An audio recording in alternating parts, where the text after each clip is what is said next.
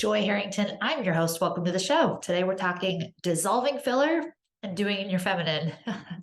Let me preface this by saying there's been a part of me that's been like so wanting to just like have fun with what I'm doing, to have fun with what I'm creating, to have fun with my podcast, to stop feeling the need to show up and like teach all the time and instead just show up and share more about what I'm going through or what I'm doing or what I'm learning. And I'm embracing it. I think that's what 2023 is for me. And we're going to talk about that today with doing in your feminine. But first, let's talk dissolving filler because this has been a process for me, you guys. So actually, I'm really, really proud. When we went through our marriage story back in 2015, I cannot believe it's been like almost 8 years. But when we went through that, there was a part of me that really sought external validation for my worth, for my beauty, for all of that. Not to mention, there's like so much pressure on women in today's society for like the beauty standards. Okay. It's everywhere you look. It's on social media, it's on magazines, it's on TV, it's on shows, like all of it. Everywhere that you turn, there's so much pressure, so much expectation on women to achieve a certain look. And when we went through our marriage story, it was like double pressure for me, right? I felt like I hadn't been enough. And so I wanted to be quote unquote more. I started about like 9 months after our marriage story getting into Beachbody. That was my first network marketing company. I've talked about it on the show. I wanted to get back in shape after 2 babies. I also wanted to start taking better care of myself because after we went through our marriage story, I went on like the coffee wine diet and stopped taking care of myself and stopped eating and like all of that because I was so caught up in my emotions that I couldn't even eat. It wasn't healthy. It wasn't good for my body. And so when I started doing Beachbody, it was fantastic. It got me up in the morning. It got me working out. I was drinking less, right? Making better choices. But that also became more pressure because the business I was selling was a look. The business I was selling was getting in really good shape. And while I was in amazing shape and looked incredible, I really wanted bigger boobs. And I was like, I'm getting boobs because like we went through this story and I'm not going to feel like I'm not enough anymore. And after being a mom and nursing 2 kids, right, you feel like you don't have anything. So I've talked about this before. I did a show called Implants and Explants. If you want to hear it, you can. But I got implants and that began my road, my journey down the whole path of like external validation, not just from looks, but also from achievement. So I had to go bigger in my business and I had to do even more and I had to be achieving even bigger things. And I like nothing was ever enough.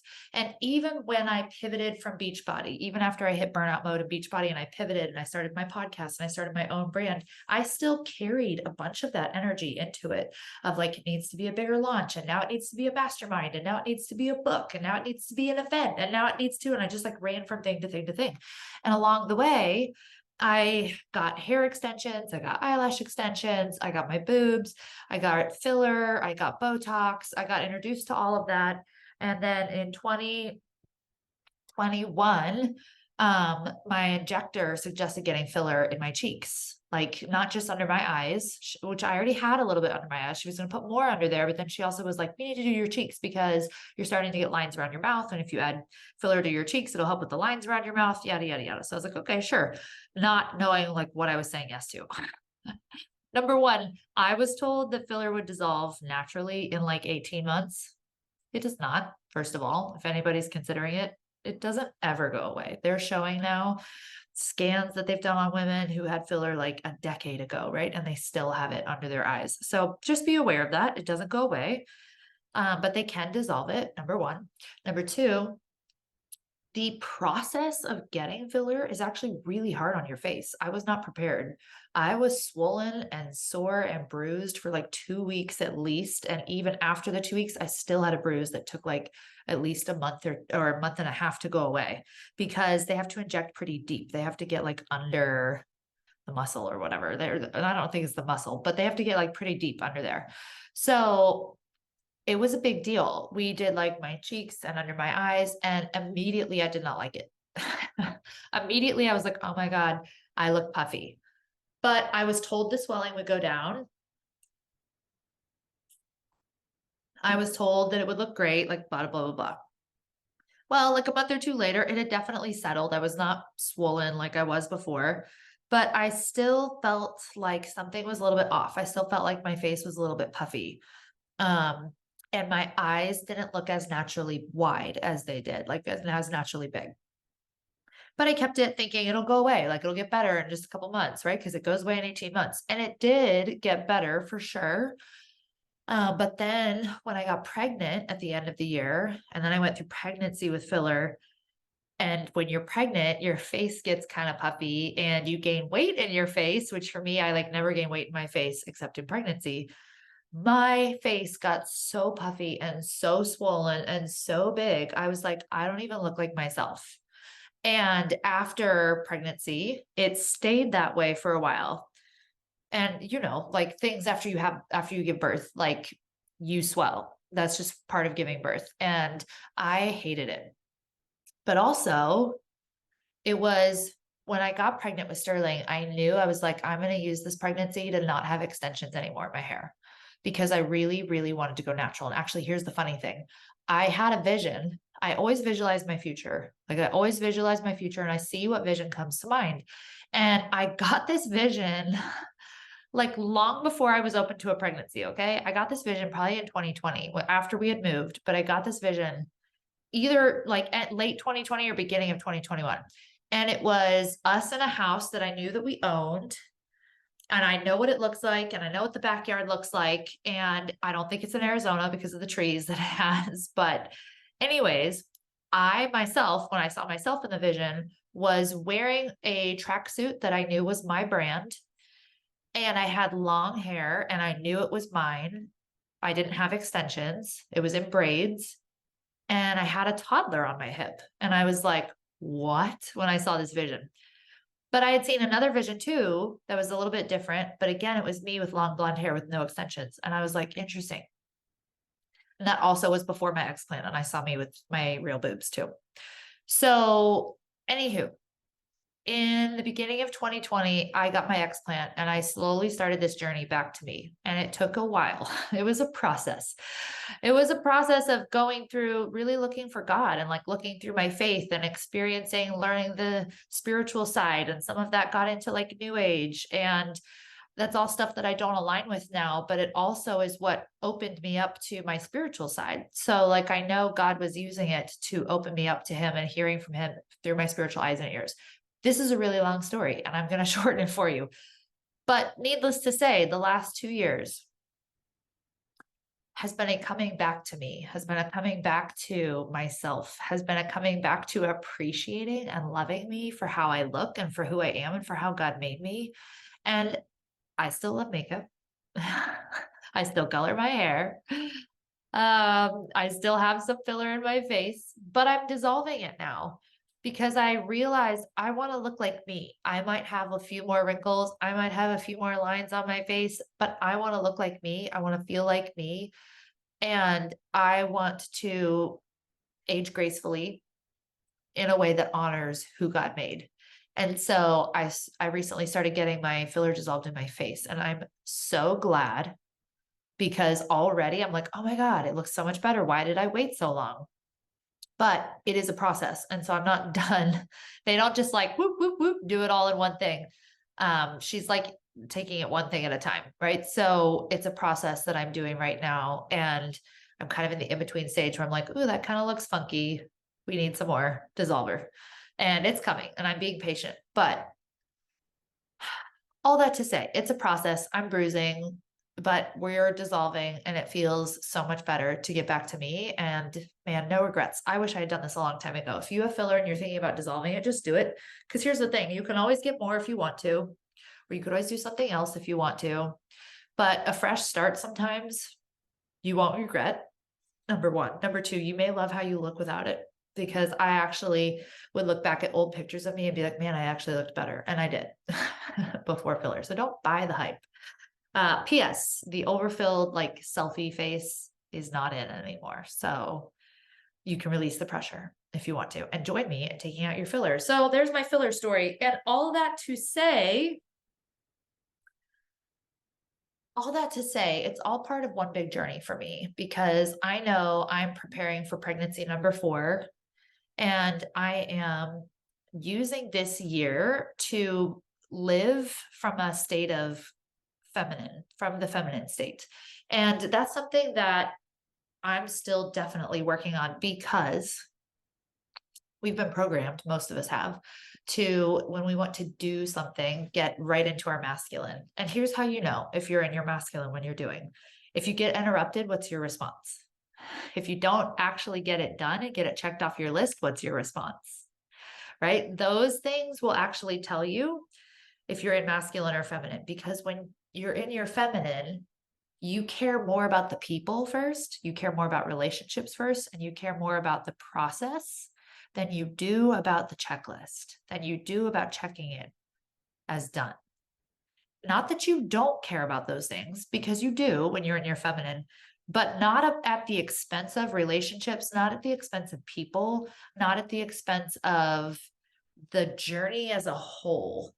And you, when you're in your feminine, are going to embrace that above anything else. And so I know that when you're all or nothing in your business and your life, you're like all in, hustling, want to do it 24/7, want to do all the things like bam, bam, bam, bam, bam, like I was before. Or then you swing to the other side and you're like, now that I've been doing all the things, I'm totally burnt out and I need to rest, rest, rest, rest, rest, rest. I want to do nothing. And you typically swing back and forth from one to the other. That's a symptom of a dysregulated nervous system. A dysregulated nervous system is going to live in extremes. It's going to go from one side to the other side. And so living in your feminine is going to help you regulate your nervous system and achieve balance. And that is the word that I'm focusing on for this year is balance and fun, and allowing myself to do and to enjoy creating and to enjoy doing, but in feminine mode, which means I'm not here to keep up with everyone else. I'm not here to do it the way everyone else is doing. I'm not here to tick certain things off, certain benchmarks off. I'm not here to run after benchmarks even. I'm actually here to have fun in the doing, in the process, in the actual act of, instead of the benchmark that follows the act of.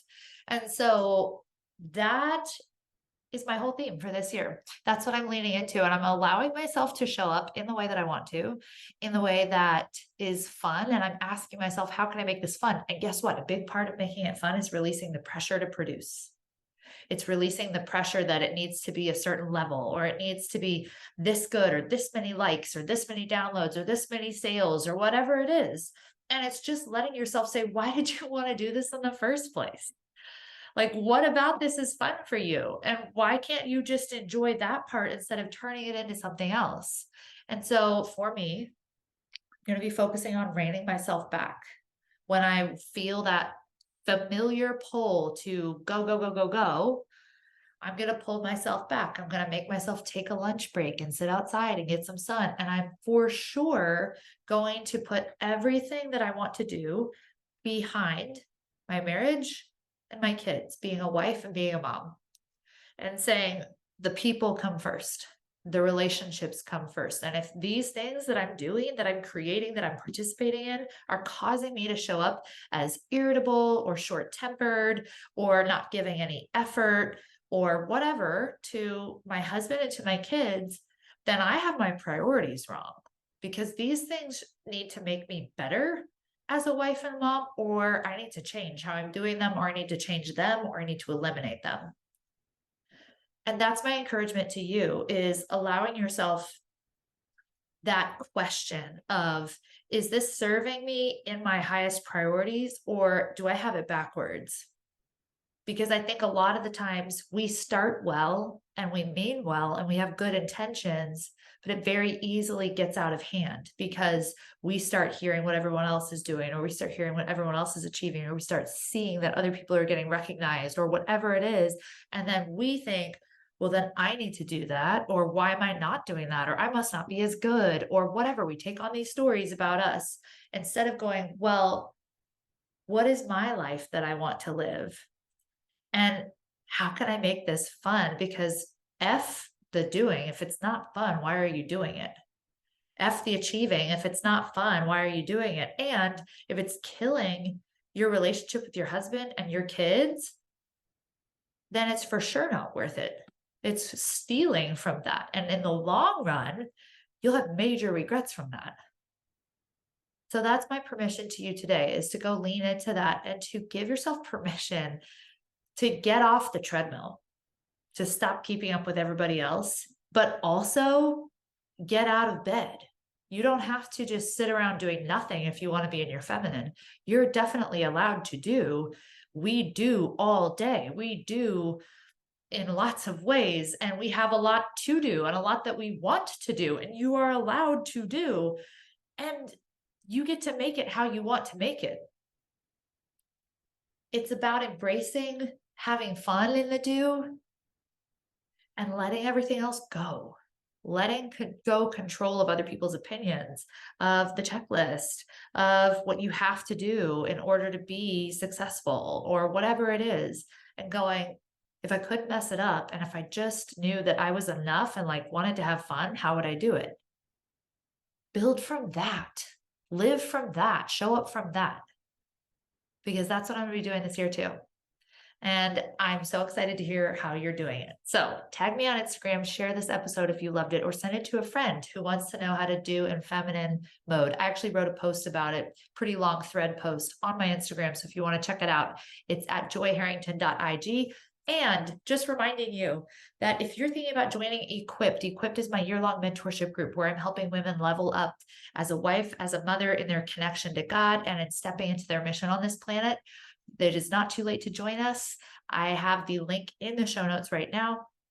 Or if you're like, you know what, I don't want a year-long mentorship, but I want to join a fun girl gang, go on over to Instagram and shoot me a message, because I'm building a feminine girl gang where we're having fun, we're building a business, we're blessing our families, but we are doing it in a feminine way. And it's a brand new thing that I'm doing, and I would love to chat with you about it. So joyharrington.ig. Can't wait to see you over there. Bye.